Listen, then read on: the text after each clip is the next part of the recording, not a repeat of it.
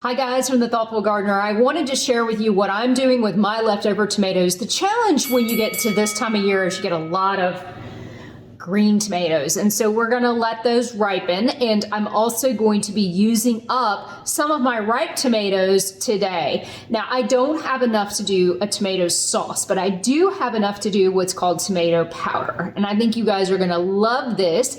First of all, it's a lot easier than canning. We did can some salsa earlier this year, and that was a lot of fun, but it's a lot of work, and I certainly think you also need a lot of produce to be able to do that. I've got a bunch of tomatoes that are getting ready to come in, and if we can beat them before it gets too cold to not support the tomato, perhaps we can do some tomato sauce. But in the meantime, I need to use up these tomatoes. I have been eating tomatoes breakfast, lunch, and dinner. They're amazing.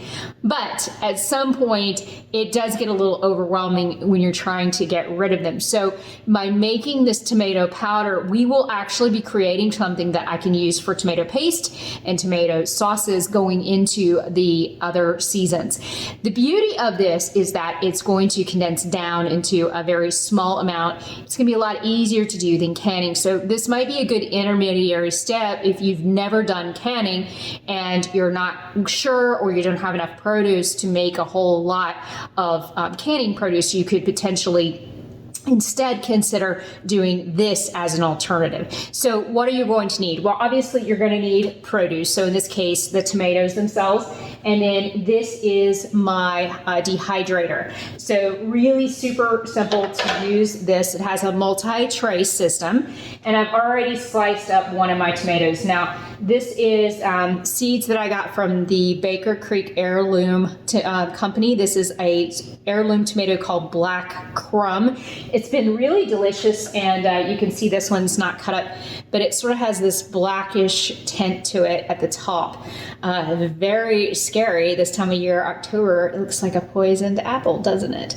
It's not poisonous, don't worry. And that's from Mark, because he thinks that anything black is poisonous. You know who you are. It's definitely not poisonous. So, saying all that, this is what these slices look like. I've made them pretty thin, and we're just going to put them on the dehydrator like so. And then the instructions that come with the dehydrator will tell us how long we'll need to let this process. Now, dehydration does take quite a while. I'll admit that. But I think that I'm really excited to show you what it's going to look like when it's done. So I'm going to dehydrate these ripe tomatoes for you. And then as these other ones come in, this will give me an opportunity to add to that. And then I'll show you how to make tomato paste and tomato base. If you want to use it for pizzas or you want to use it for sauces, this is what we're going to do. So come right back. Hi guys from The Thoughtful Gardener. I wanted to show you an update on where we are with our tomatoes. So what I did is I let these dry for 8 hours in my dehydrator. Now, one thing I want to point out is all of these were at least 1/4 of an inch thick. I have certainly seen some posts where people's tomatoes turned black. That's probably because the dehydration that they were using was a little bit hot. So my vegetable dehydrator, the recommendation is 165 degrees, but I did check it throughout the process to make sure that it wasn't turning my vegetables black. And I did see that I thought they were getting a little too crispy about 3 hours in, so I did turn it down just slightly. So just want to make that, a statement for you to consider when you are doing this, so that you don't accidentally overdo it and cause them to turn black. And you can see how pretty they look. Now I have a clean jar, just a screw lid jar that I've put these tomatoes in. They were a little bit sticky, which is pretty typical at this stage. So I have put them in here, and they're going to normalize in this jar for the next 24 hours.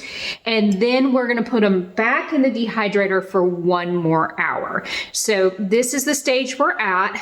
Once we put them back, get them back out of the dehydrator, we've got a couple of options. One, we can store these in oil, and they can be oil infused sun-dried tomatoes, which would be really super yummy on both pizzas. The other thing that we can do is we can actually pulverize this once it's completely dry in our blender, and that's an option for this too. Now I've got a ton of tomatoes, so I'm probably going to do several different varieties of this, but I want to have tomato powder because I think it's a little bit easier for me to manage. I don't have a real big freezer, so trying to maximize the amount of food that I'm going to store with the minimal amount of space possible. So anyway, I hope that this is helpful for you. I just wanted to give you an update. I'm super happy with the progress so far, and I'll keep you updated on the next stage.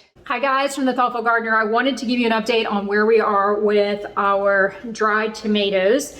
This is the final product of the dried tomatoes, and certainly there are multiple ways I could use these at this point. One is just dried tomatoes, which would be really delicious. I love them in scrambles in the morning, like if you're making a scrambled egg and cheese with tomatoes. I think this is going to be a really nice addition to the eggs to brighten them up. These are really sweet. I grew this tomato plant from seed from Baker Creek Heirloom Seed Company, which you can buy those seeds at rareseeds.com. This was a variety called Black Crumb. I did like it. I wouldn't say it was my favorite heirloom I've ever grown, but you can see that it did a ton of production. This is just off 2 plants, and it's really kind of cool. It's got sort of what they call a black tomato, turns this top of this sort of a greenish black, and then you can see that it's pretty smooth and pretty even. This one got uneven watering, so we'll cut the top of that one out. So at this point, what we can do with this tomato is 3 things. 1, we can eat these like they are. 2, we could use olive oil, a really high quality olive oil. And I have read the reports and the jury is out on this, but certainly there are some fake olive oils on the market. So you need to be careful of that. I get mine at Trader Joe's. Trader Joe's has shown to have pure olive oil, and I find they're really tasty. And sometimes they have some really different ones that are from like Spain and other places. So definitely high quality olive oil if you're going to go that route, and you just fill it above the line of the tomatoes, and then those would be really fantastic on pizzas. Our third option, and I am going to do this with some different ones. I am separating these out right now, and if you look above, there'll be a link to a new video on how to get your green tomatoes to turn red. I was a little early to pull these tomatoes. I have been letting them vine ripen because I use the trellis and fence tomato system. I've been super lucky to be able to have tons of tomatoes that my groundhog can't get to and that no one is messing with. So I've got a really good harvest this year. So what I did was pull them all over the weekend because we were going to get below 50 degrees, and tomato plants really don't typically do very well at that point, but it must have not gotten very cold. And then 2, I'm using a no-dig method this year, so that compost is warmer than my soil. So it's a lesson learned that maybe I got a little overzealous to pull them so soon. So I got a lot of green tomatoes that I want to do it. But I can say that they are, they're some of them are turning up nicely. So again, I'm going to do another video for you on what you should do with green tomatoes to get them to ripen. And it doesn't involve the windowsill. Sorry, Mom, but that doesn't work. So anyway, so these can go just like so in the cabinet. Now, for round 3 of drying the tomatoes, what I did was I had put these in the jar overnight, and then the next day I opened them back up and I did it for 1 more hour. Just 1 more drying hour, so a total of 9 hours of drying, and they're just perfect. They're no longer sticky, they're ready to go, they look great, they smell great, they taste good. So option, leave it like this. Second option, drown it in oil and use that oil.